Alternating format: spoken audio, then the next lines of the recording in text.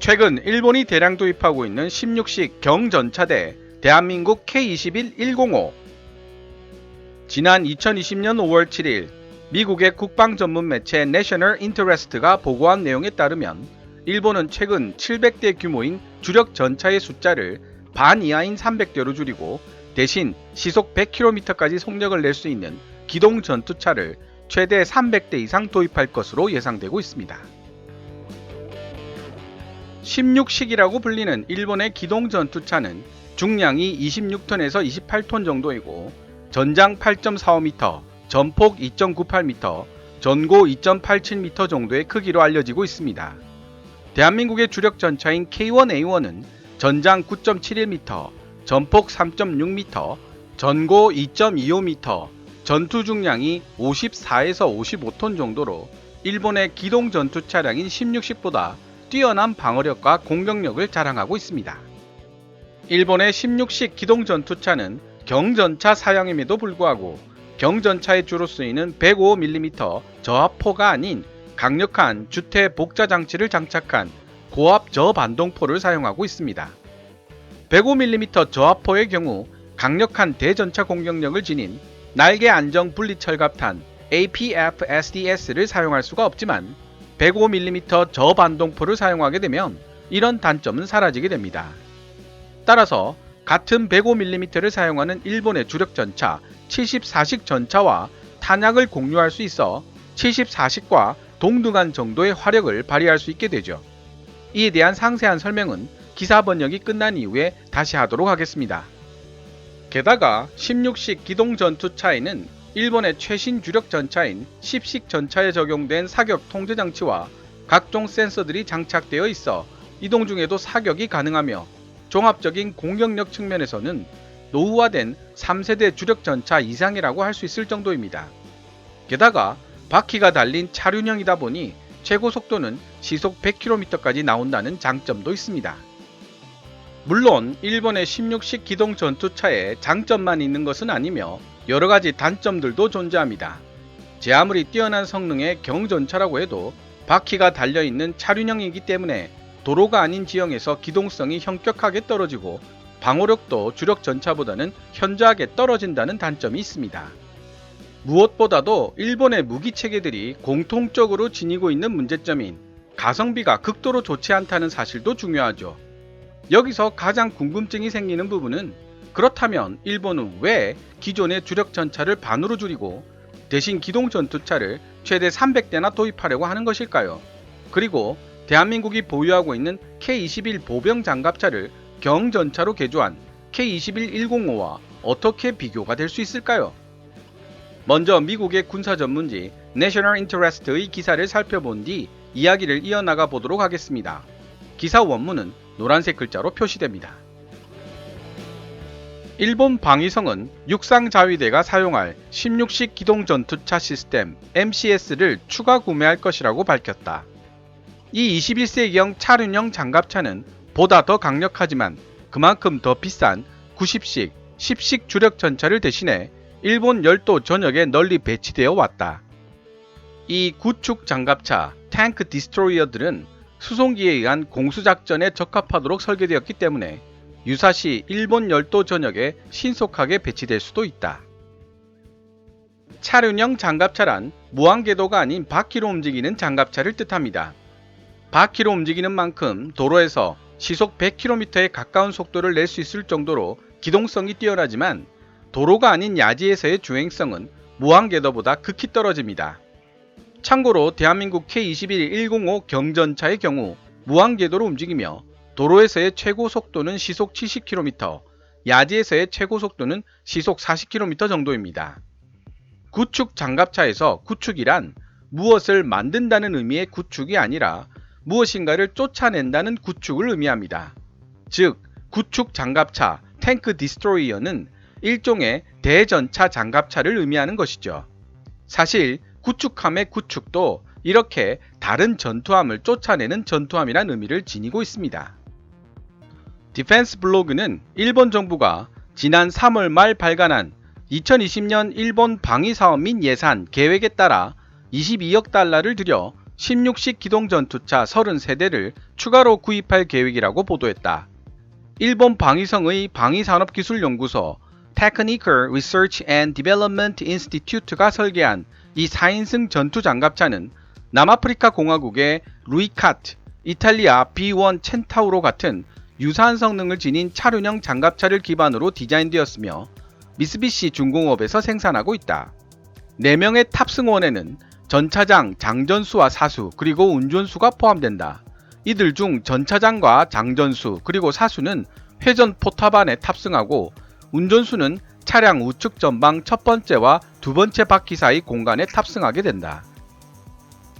2013년 처음 공개된 16식 기동전투차는 대형 주력전차 MBT와는 달리 영토 방위 및 전술 정찰을 목적으로 하는 경중형 전투차량으로 설계되었다. 16식 기동전투차는 보병부대에 직접적인 화력 지원을 제공할 수 있을 뿐 아니라 적의 장갑차와 교전하여 제압하는 임무도 가능하다.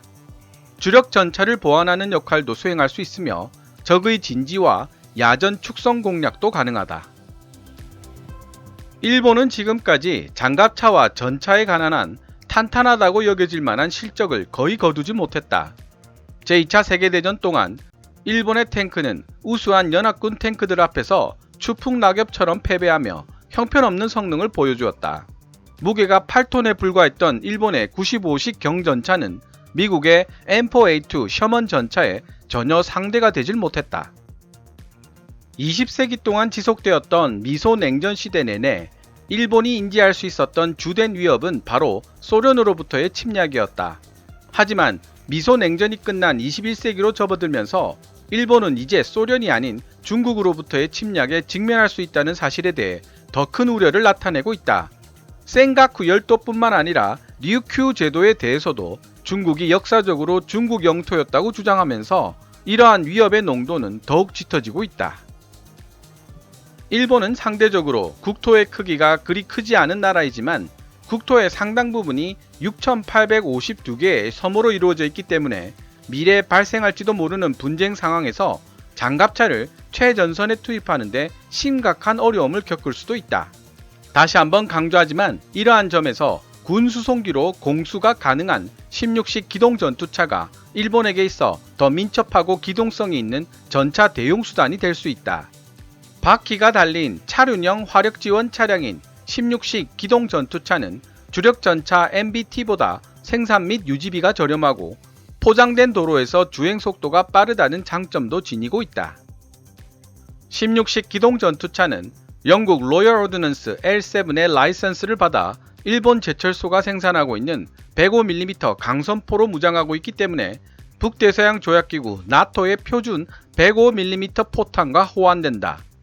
그러나 16식 기동전투차는 회전포탑 내부의 균형 문제 때문에 자동 장전 장치를 탑재하지 않고 있고 포탄을 수동으로 적재해야 하는 것으로 알려져 있다.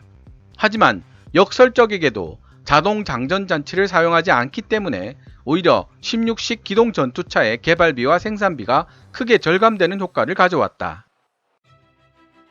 이 기사에서 16식 기동전투차의 개발비와 생산비가 크게 절감되었다는 표현이 나왔습니다만 위키피디아에 올라와 있는 자료를 살펴보면 대당 유닛 코스트가 7억엔, 한화 77억 정도로 나와 있습니다. 이에 반해 대한민국의 3세대 주력 전차 K1A1의 초기 생산 가격은 47억 정도였습니다.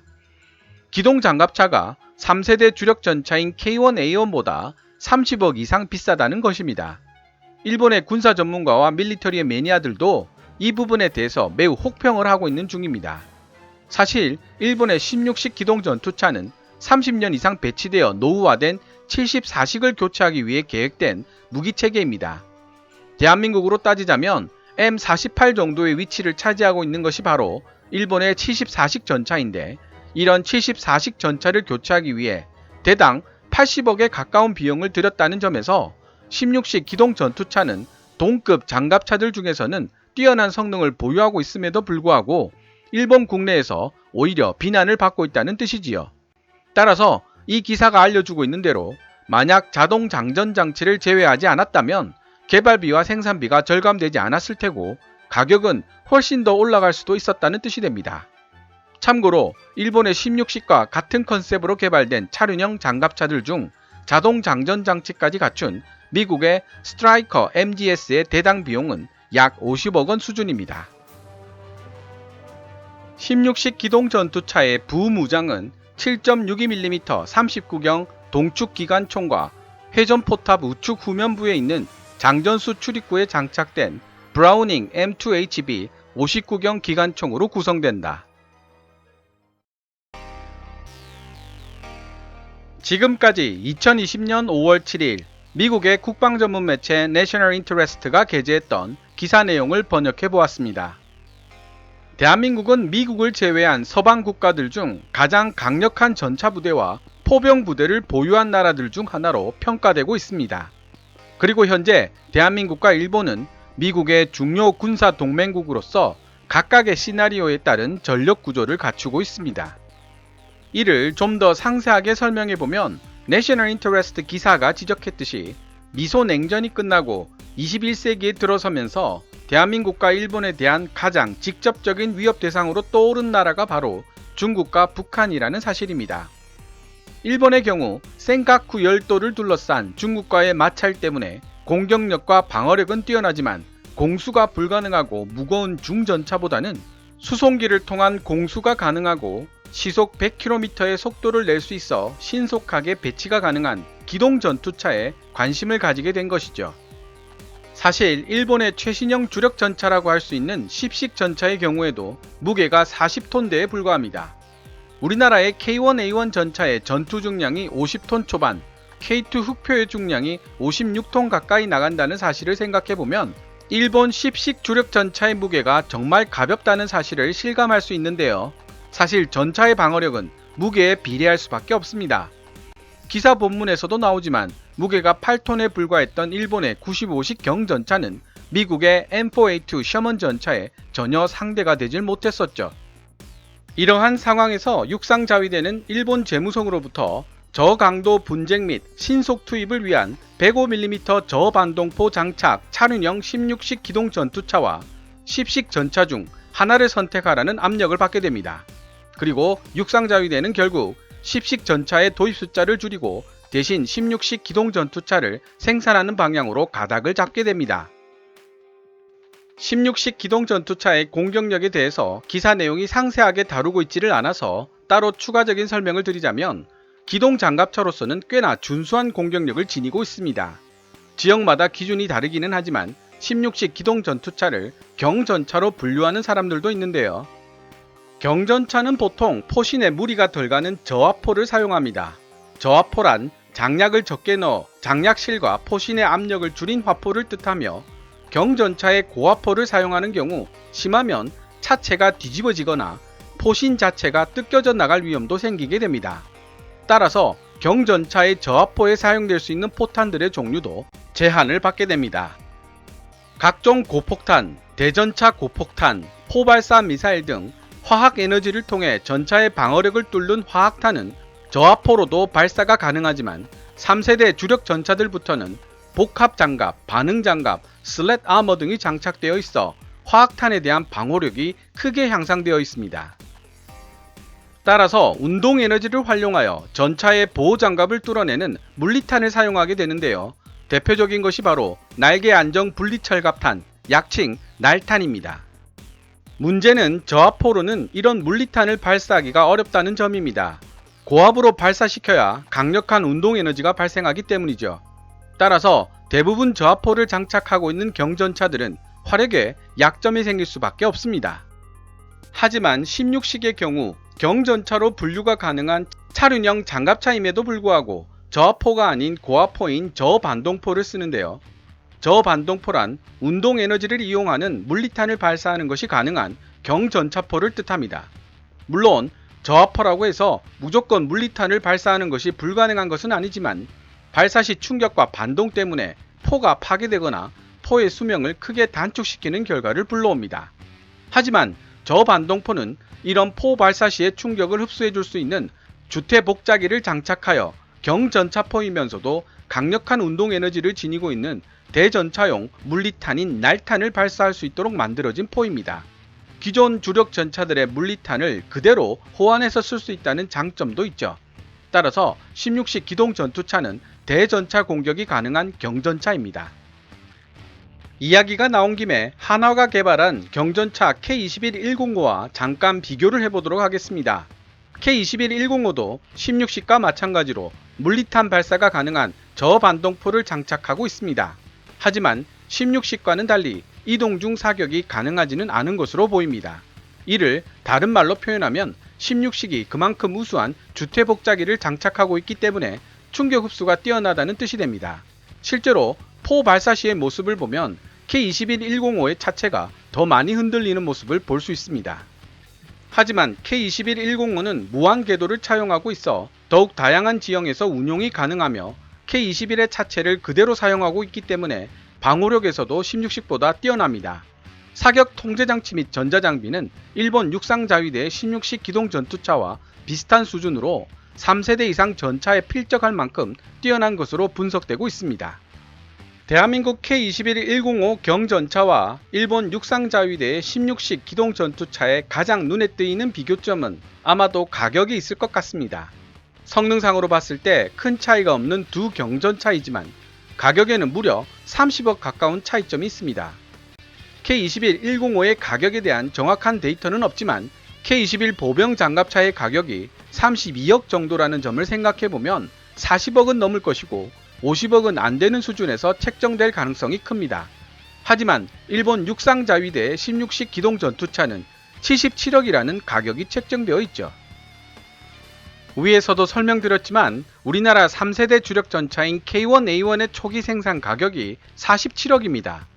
그렇다면 K21105 경전차와 가격이 비슷하거나 오히려 저렴해질 수도 있다는 뜻이 됩니다. 우리 육군이 K21105 도입을 고려하지 않는 이유 중에는 사실 이런 가격상의 문제도 포함되어 있다고 보아야 할 것입니다. 하지만 이에 대한 반론도 존재하는데요.